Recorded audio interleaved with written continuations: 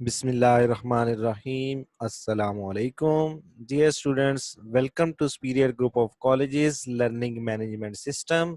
मैं हाफिज फारूक शहजाद। आज हम एफएससी पार्ट 2 फिजिक्स का चैप्टर नंबर 12 इलेक्ट्रोस्टैटिक का थर्ड लेक्चर पढ़ने जा रहे हैं।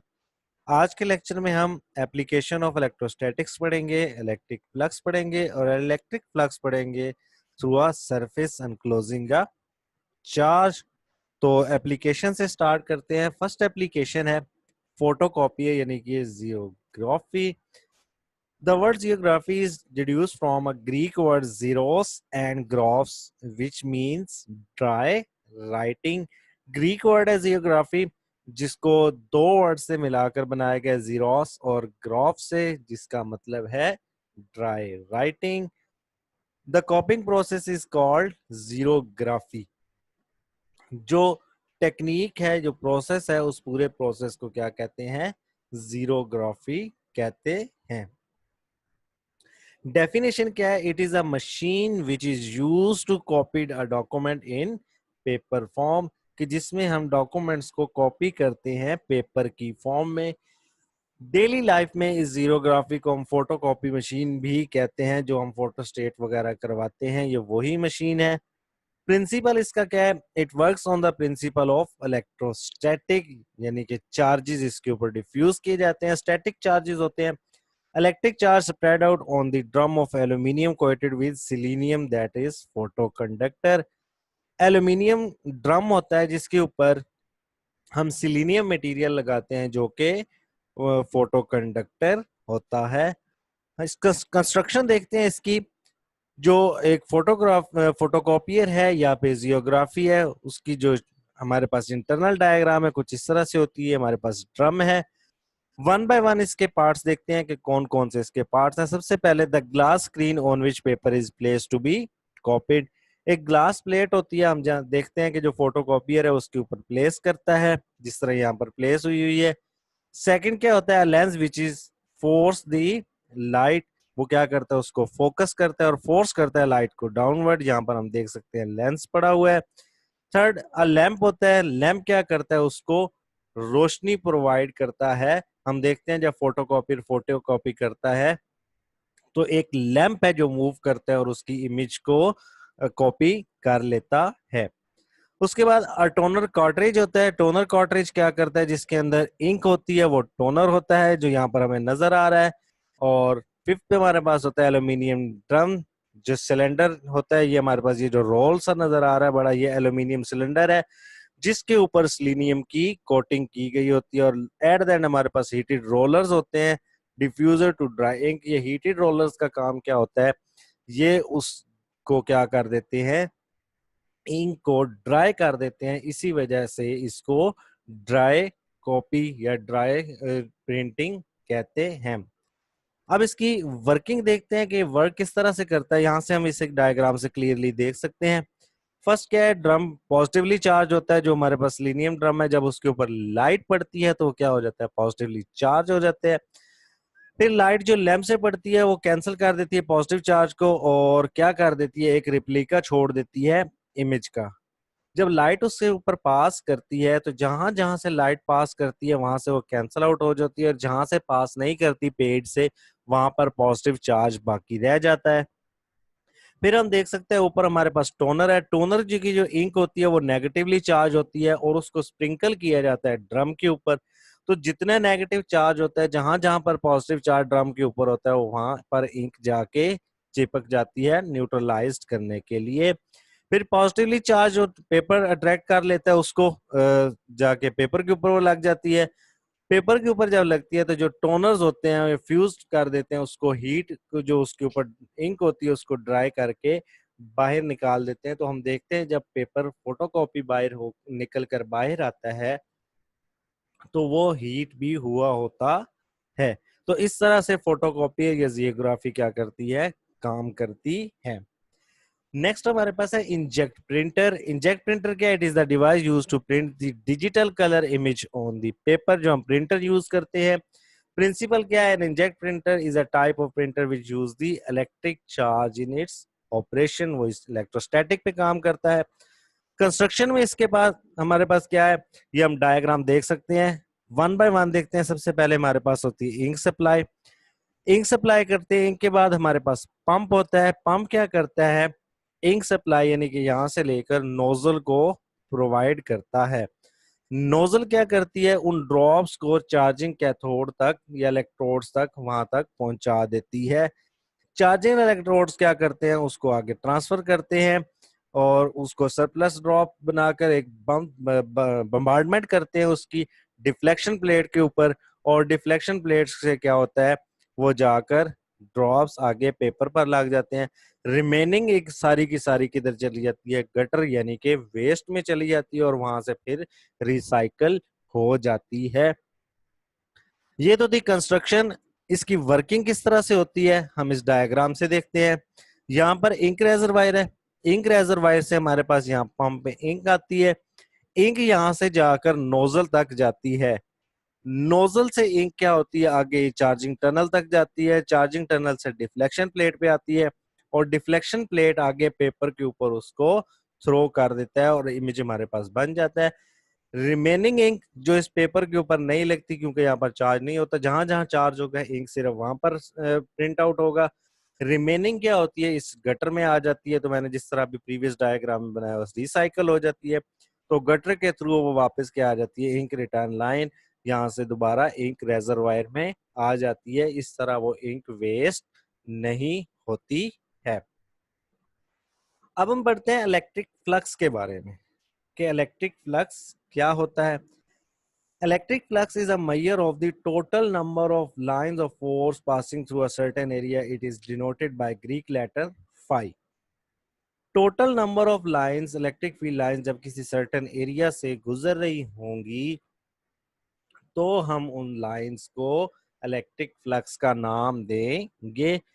या फिर हम इसको डिफाइन करते हैं, it is the dot product of electric field intensity and vector area through which the electric field line passing. Dot product होगा ई और ए का। यहां से हम डायग्राम में देखते हैं, फॉर एग्जांपल ये जो हमारे पास लाइंस नजर आ रही है, these are electric field lines. A और बी हमने एरियाज प्लेस किए हैं। अब नंबर ऑफ लाइंस जितनी उस एरिया से गुजर रही है वो उसका इलेक्ट्रिक फ्लक्स कहलाएगा। तो हम देख सकते हैं कि प्लेट ए से जो number of electric field lines है वो 1 2 3 और 4 पास कर रहे हैं। तो इस प्लेट ए का फ्लक्स 4 हो जाएगा। जबकि बी से 2 लाइंस गुजर रही हैं तो बी का फ्लक्स क्या हो जाएगा, 2 हो जाएगा। फॉर्मूला देखते हैं, electric flux is phi E is equal to E dot A. अगर डॉट को हम खत्म करेंगे तो हम जानते हैं कॉस थीटा आ जाएगा। Phi E is equal to E A cos of theta.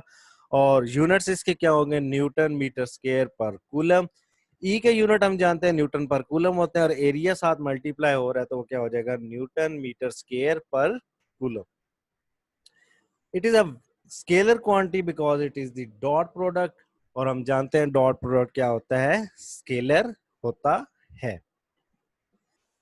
Dependence देखते हैं, इलेक्ट्रिक फ्लक्स जो है वो 3 चीजों पे डिपेंड करता है। सबसे पहले ओरिएंटेशन ऑफ द एरिया, कि आपने वो उस एरिया को किस तरह से प्लेस किया है।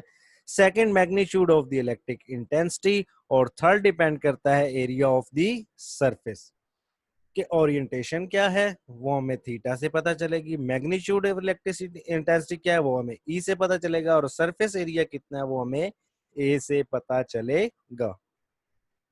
वन बाय वन देखते हैं। फर्स्ट ऑफ ऑल हम ओरिएंटेशन ऑफ द एरिया देखते हैं। ओरिएंटेशन ऑफ एरिया फिर 3 तरह से डिपेंड करता है।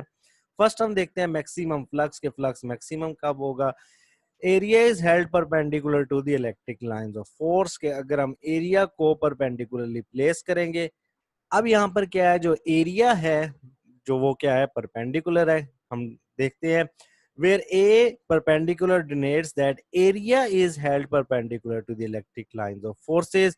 हम डायग्राम में देख सकते हैं कि ये इलेक्ट्रिक फील्ड लाइंस की डायरेक्शन इस तरफ है और एरिया को फील्ड लाइंस में परपेंडिकुलरली प्लेस किया गया है। इलेक्ट्रिक फ्लक्स को अभी हम देखा कि हम लिख सकते हैं phi E is equal to E A cos of theta.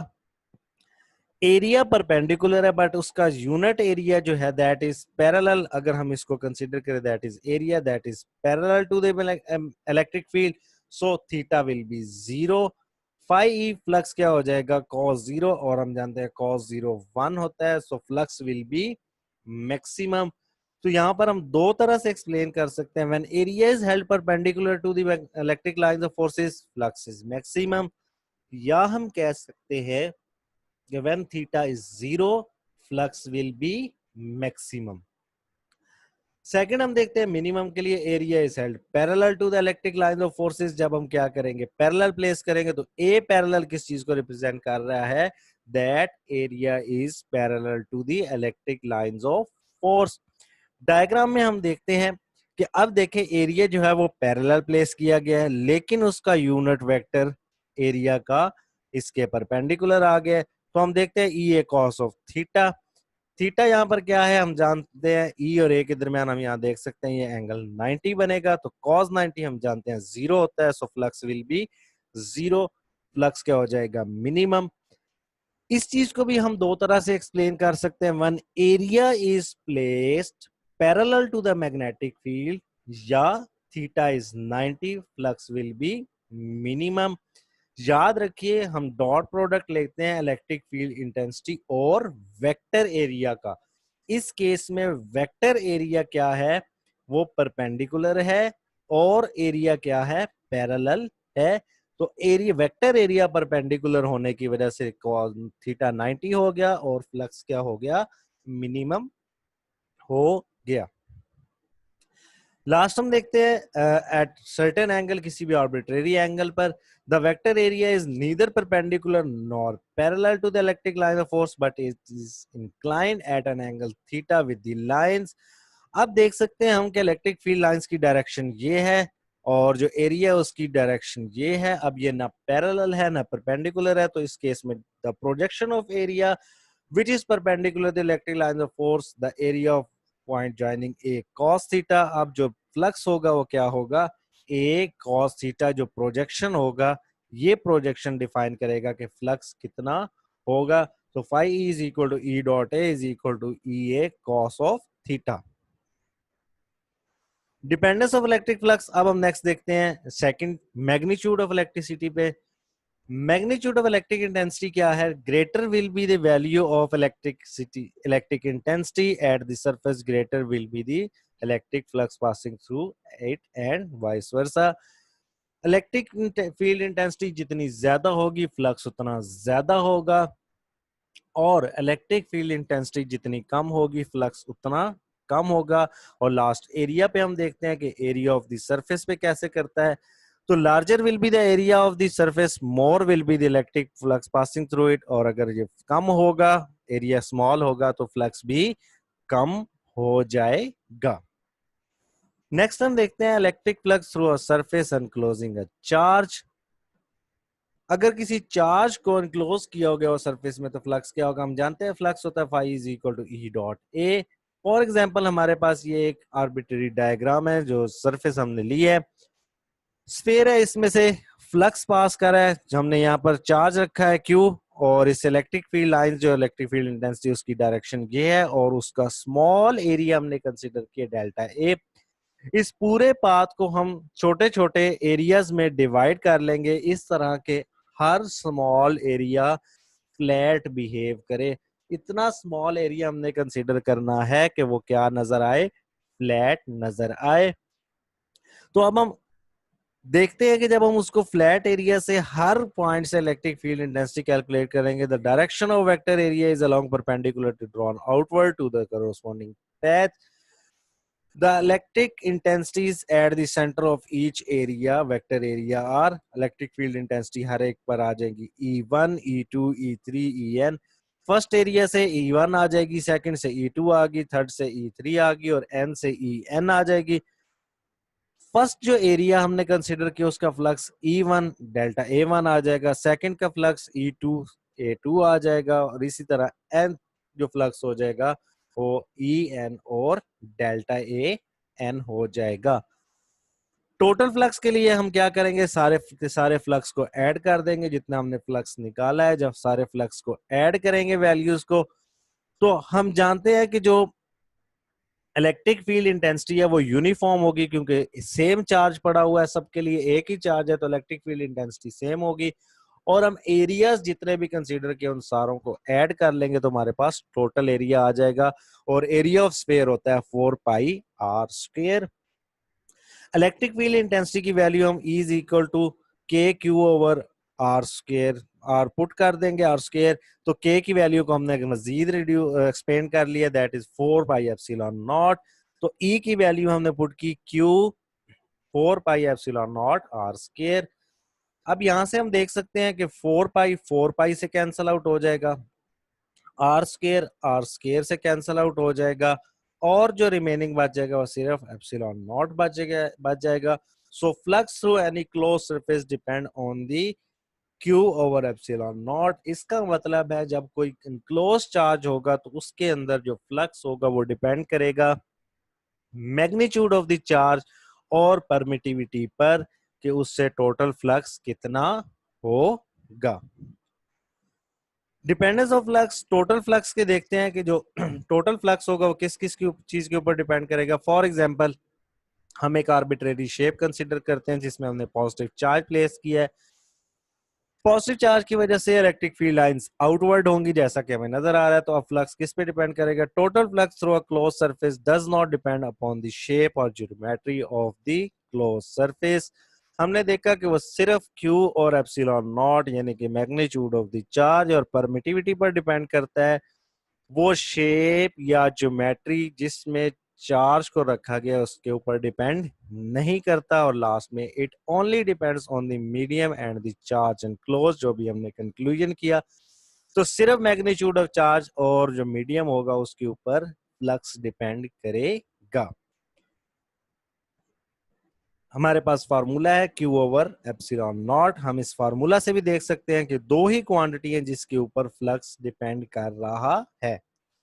ये था आज का लेक्चर। नेक्स्ट हम इसके पेपर्स, पास्ट पेपर्स में से देखते हैं एमसीक्यूज। फर्स्ट एमसीक्यूज है, in the xerographic machine the heart of machine drum is made of ceramic semiconductor strong plastic that is aluminium cylinder. हम जानते हैं ड्रम जो है वो हार्ट ऑफ मशीन होता है, that is aluminium cylinder. Lahore 2007 और मुल्तान 2018 में क्वेश्चन पूछा गया। नेक्स्ट क्वेश्चन है, in photocopier the drum is coated with a layer of copper silver selenium gold selenium that is photoconductor. साइवाल 2018 और डीजी खान 2018 में पूछा गया। क्वेश्चन नंबर 3 है, the SI unit of electric flux is Faisalabad 2008, Lahore 2008, 2011, Gujranwala 2016, Bahawalpur 2010 और मुल्तान 2008 में पूछा गया। हम जानते हैं कि जो इलेक्ट्रिक फ्लक्स होगा phi is equal to E dot A. E होता है न्यूटन पर कूलम और साथ एरिया मीटर स्क्वायर हो जाएगा, तो ए आंसर हो जाएगा न्यूटन मीटर स्क्वायर पर कूलम। इस टॉपिक में से मोस्टली एमसीक्यूज ही पूछे जाते हैं जो कि हमने डिस्कस कर लिए। नेक्स्ट लेक्चर में इंशाल्लाह हम गॉसेस लॉ और एप्लीकेशन ऑफ गॉसेस लॉ के बारे में पढ़ेंगे। जज़ाकल्लाह।